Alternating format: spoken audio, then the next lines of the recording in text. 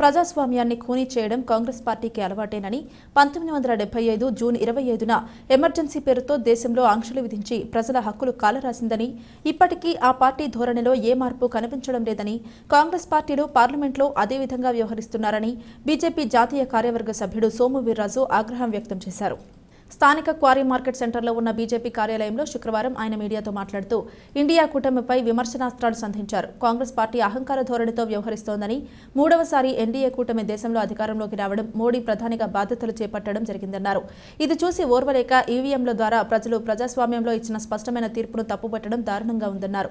ఆ కూటమికి ఇక్కడ రాష్ట్రంలో అధికారం కోల్పోయి 11 సీట్లకే పరిమితమైన పార్టీ వంతపాడటం విడ్డూరంగా ఉందన్నారు. ఆంధ్రప్రదేశ్ ప్రజలు స్పష్టమైన తీర్పు ఇచ్చారని, దాన్ని గౌరవించాల్సిన బాధ్యత ఆ పార్టీపై ఉందన్నారు. ఇప్పటికైనా బుద్ధి తెచ్చుకోకపోతే ఇబ్బంది పడక తప్పని పరిస్థితులు ఎదురవుతాయని వ్యాఖ్యానించారు. జగన్ తనకు ప్రతిపక్ష హోదా కావాలని స్పీకర్కి లేఖ రాయడంపై అడిగిన ప్రశ్నకు సమాధానమిస్తూ ప్రతిపక్ష హోదా కావాలంటే ముందుగా ప్రజాపక్షంలో ఉండాలని పేర్కొన్నారు. ఏపీ ఎన్నికల్లో ప్రజలు చారిత్రాత్మక తీర్పును ఇచ్చారని, ప్రతిపక్షం ఎందుకు ఓడిపోయిందో తెలుసుకోవాలని సూచించారు. గుజరాత్ తర్వాత ఎక్కువ తీర ప్రాంతంలో ఉన్న రాష్ట్రం ఆంధ్రప్రదేశ్ అని, 900 కిలోమీటర్ల తీర ప్రాంతం, మత్స్యకారుల సంపద, కార్మికులు, వలస కార్మికులపై ప్రభుత్వాలు ఆదుకోవాలని కోరారు. మానవ వనరుల అంశంలో ప్రపంచంలోనే తెలుగు రాష్ట్రాలు టాప్లో ఉన్నాయన్నారు. విద్య, ఆరోగ్యం, రూరల్ హెల్త్ విషయంలో ప్రత్యేక శ్రద్ధ తీసుకోవాలని కోరారు. జిల్లా అధ్యక్షుడు బొమ్ముల దత్తు, రాష్ట్ర ఉపాధ్యక్షురాలు రేలంగి శ్రీదేవి, నాయకులు కాలివి సాయిరాం, అడబాల రామకృష్ణ, వీరాంజనేయులు, యానాపు యేసు తదితరులు పాల్గొన్నారు. ఈ రాష్ట్ర ప్రజలు ఇచ్చినటువంటి తీర్పుని ఏ విధంగా ఒక సమగ్ర సమిష్టి ప్రణాళికతో, సమగ్ర అభివృద్ధితో వికసిత భారత్ అనేటువంటి ఆలోచనని ఆంధ్ర రాష్ట్రంలో వికసిత ఆంధ్ర అనేటువంటి ఆలోచనతో ప్రజలిచ్చిన ప్రజాస్వామ్యంలో ఓటికి విలువని అభివృద్ధి ద్వారా ఈ రాష్ట్రం భారతదేశంలో అన్ని రాష్ట్రాల కంటే మానవ వనరుల్లో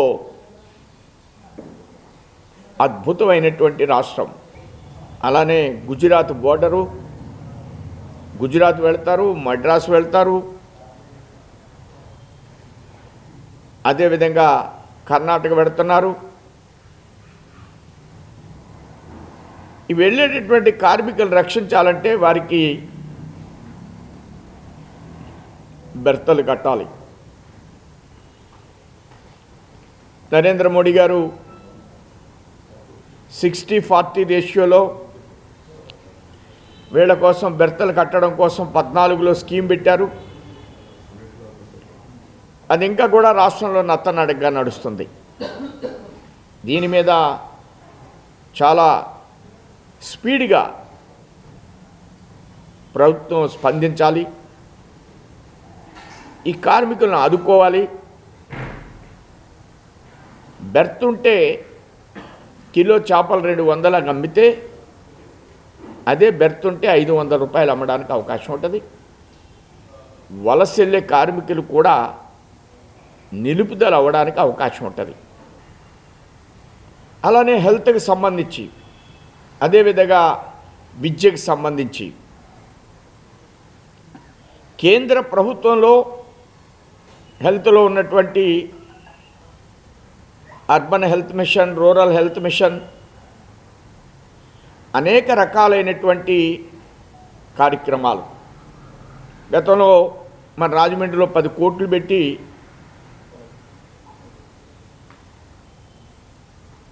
ఒక ప్రత్యేకమైన మహిళలకి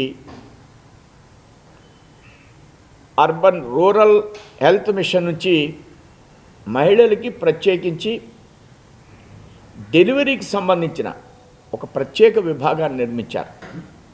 వారు మా పార్టీతో టచ్లో ఉండడం కానీ, మేము వారిని పార్టీలోకి ఆహ్వానించడం కానీ జరగదు. ఇప్పటి వరకు అలాంటి ఆలోచనలు లేవు. చాలా చోట్ల వైసీపీ వాళ్ళు, కొంతమంది మున్సిపల్ కౌన్సిలర్లు వాళ్ళు మా మిత్రపక్షాల్లో చేరే ప్రయత్నాలు నేను గమనించడం జరిగింది. ఇవన్నీ మీకు ఎందుకు చెప్తున్నానంటే ప్రజల యొక్క మనోగతాలు కాబట్టి ఇలాంటి ఫలితాలు వచ్చినాయి. దీన్ని గతంలో కూడా ఈ బంగారంతో ఈ వైన్ విషయంలో నిశ్చితమైనటువంటి అభిప్రాయాన్ని నేను తెలియజేయడం జరిగింది.